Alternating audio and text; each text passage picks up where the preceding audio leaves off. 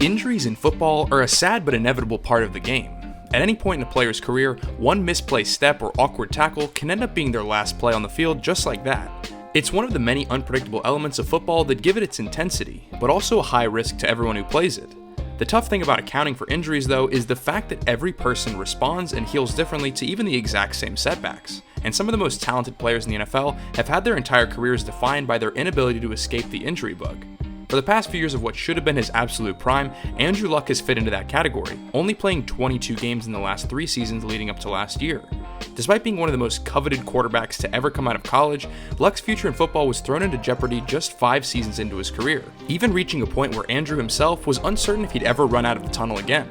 After seeing his incredible comeback materialize this past season, returning to form as an elite passer, and honestly just one of the most likable guys in the NFL, today I want to take a look at the path that Luck's career has taken so far, and why I believe every team should be terrified of how the Colts are looking as we get closer to the 2019 season. Before we jump into it though, I'd like to thank Manscaped for sponsoring today's video. Let me level with the guys out there, which is pretty much all of you. Now, it's crucial not to underestimate the importance of grooming not just up high, but also below the belt. And for that reason, Manscaped is the only brand out there that's 100% dedicated to making sure that when the time is right and you turn down those lights, you're not going to need to have Slash there in the room with you playing the intro to Welcome to the Jungle. Manscaped has been featured on Shark Tank for products like the Waterproof Lawnmower 2.0, which is equipped with 6,000 RPMs of trimming ability, but also a one-of-a-kind quiet stroke technology, so you can get the job done quick without ever having it sound like you have to have a live chainsaw next to your balls, which is a nice bonus to your experience, trust me. And with skin-safe technology, you can rest assured that your family jewels will always emerge every time without a single nick or cut. If you go down to the link below and use my code STE20, you'll get 20% off your entire purchase. And not just that, but also the Shed travel bag completely free of charge, so that no matter where you are, you'll always be ready for action. So head over to manscaped.com with code STE20 today to get the very best in men's grooming. Now to transition back to a man who refuses to shave what is possibly the most famous neckbeard on earth, let's take a look at how Andrew Luck earned that very coveted title before he was even ever drafted by the Indianapolis Colts. Andrew is the son of Oliver Luck, who is a prominent football executive and current commissioner of the XFL, so it's needless to say that football has always played a major role in his son's life. Once his family settled back in the United States after traveling the world throughout his childhood, Andrew's football potential became crystal clear. He became one of the top recruited prospects in the nation for his accuracy and attention to detail on the field that was really unheard of for a player of his age, racking up over 7,100 yards and 53 touchdowns in his time at Stratford High School in Houston. But off the field, he was just as accomplished, as he was also co-valedictorian of his graduating class, and would soon go on to accept a scholarship from Stanford University. After earning the starting role after redshirting in his freshman season, everyone watching him could tell that he was going to be special even at that time. He just looked cool and collected in the pocket, calculating his throws and rarely missing his targets, and his numbers would begin building his resume up as he continued to improve at the position over his college career. He had a strong redshirt freshman season, but his sophomore year is where he really started to draw eyes in the college football landscape. He was off the charts, completing over 70% of his passes for 3,300 yards and 32 touchdowns, also adding an additional 453 yards and 3 more scores on the ground. He led the team to a number 4 finish in the AP rankings and an Orange Bowl title. Luck was quickly asserting himself as one of the top quarterback talents in the nation, and under coaches Jim Harbaugh and David Shaw, many aspects of his game were already showing NFL polish, as he was careful with the ball, even accurate on the move, and able to stay poised in big moments. Heading into the 2011 draft season, Luck was projected as the number 1 overall pick, but he returned to Stanford to complete his degree, which really makes you wonder how things would have panned out differently for the Panthers if they'd been able to take Luck instead of Newton in that draft at number 1 overall. At any rate, despite the risk of injury in his junior season, he didn't let his draft stock fall a single spot, even strengthening it with another incredible year in 2011. He'd lead Stanford to an 11-1 regular season record and another berth in a BCS Bowl, racking up over 3,500 passing yards and 37 touchdowns, both improvements on the previous year, only further cementing the massive hype around him that had built his road to the NFL so far. The Indianapolis Colts, who were struggling mightily without Peyton Manning, saw their fans embracing that tank in order to take Luck with the number 1 pick, something a number of fan bases around the league wanted to have their misery repaid with. But when the final draft order came out, the Colts won the Luck sweepstakes, and after a stellar combine and pre-draft performance, it seemed like he was destined to transition the franchise from one Hall of Fame talent to the next generation of success. After being drafted first overall, the pressure and expectations were extremely high for Luck to progress quickly at the next level, and he'd soon deliver on those demands. He spun the team from a 2-14 record the previous year to an 11-5 finish the very next season.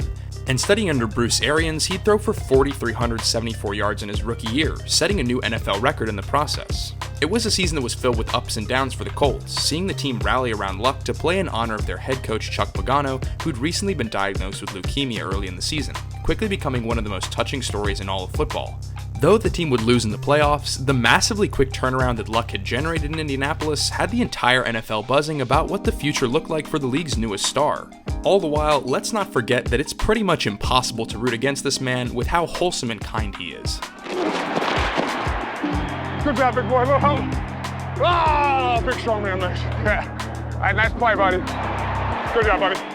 The next 2 seasons for the Colts would be defined by Luck putting the team on his shoulders to manage games and squeak out wins on a roster that was filled with holes at key positions. For each of his first 3 years in the NFL, the team finished with an 11-5 record each season.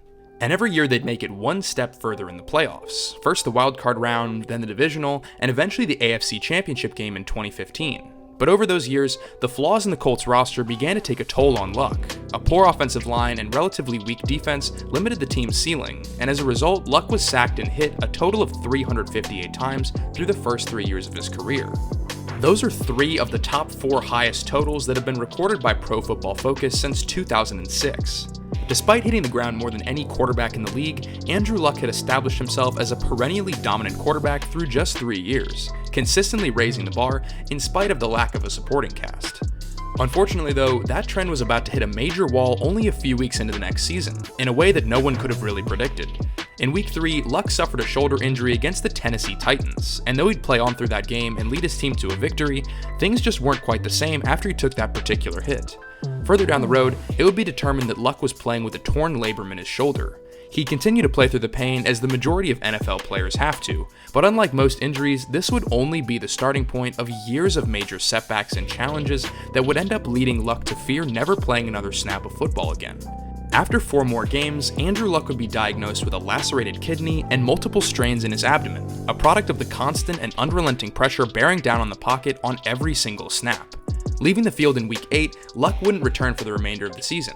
The following year, a newly concerned Colts front office started making their first legitimate efforts to bring in offensive line help in the draft. Luck returned in 2016 to put together a solid season with a career high in passer rating and completion percentage up to that point. Though there are many close losses that kept the Colts out of the playoffs, there was at least hope for the following year as the team continued to build through free agency and the draft. At the conclusion of the season, Luck was slated to have a surgery to repair his shoulder injuries that had plagued him since 2015, but there was no mention of any major damage, and the recovery process was assumed to be progressing normally as the offseason continued on. However, behind the scenes, there was a much more difficult reality that those in the Colts organization were forced to face, and that was the fact that the injury Luck had been facing was far more concerning than the team wanted to lead on. For quite a while, Luck had been continuing to push himself through his injury, a decision that would provide short-term success for the Colts, but ultimately end up requiring a much greater price to pay, as it was beginning to look as though Luck would miss significant time in the 2017 season. The rehab process was slow and full of issues, and after failed recovery attempts and trips to the Netherlands for therapy, there were times where Luck himself was unsure if he was ever going to be able to play football at the NFL level again.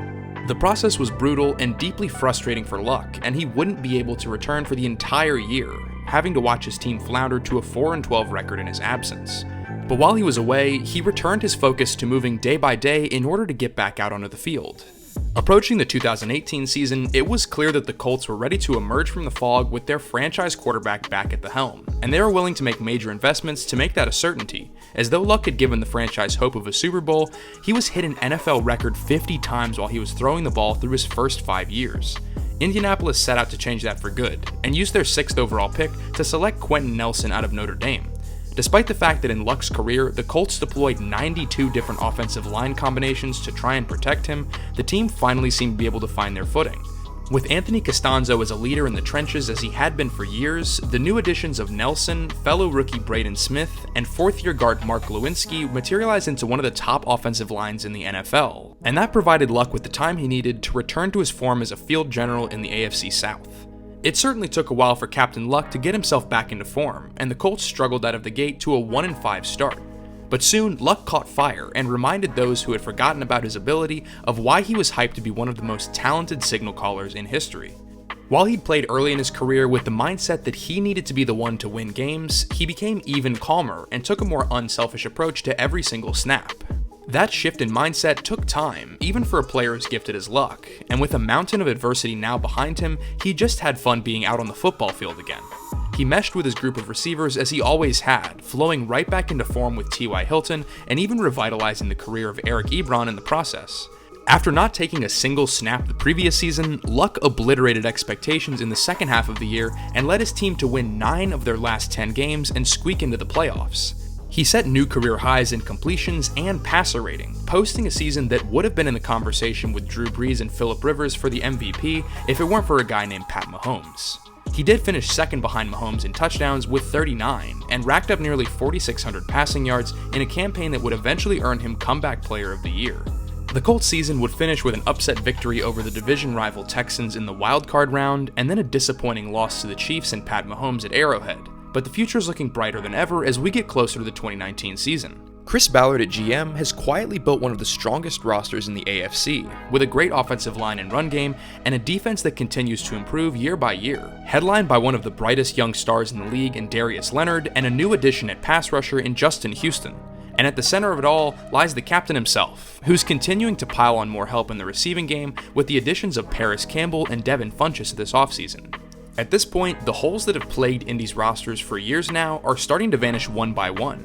There's no way to predict how the Colts will respond as one of the league's top competitors for the first time since 2014, but if you're the type to sleep on Andrew Luck's ability, as many have in the past, I'm sure he'll be the first to apologize to you right after he proves you completely wrong.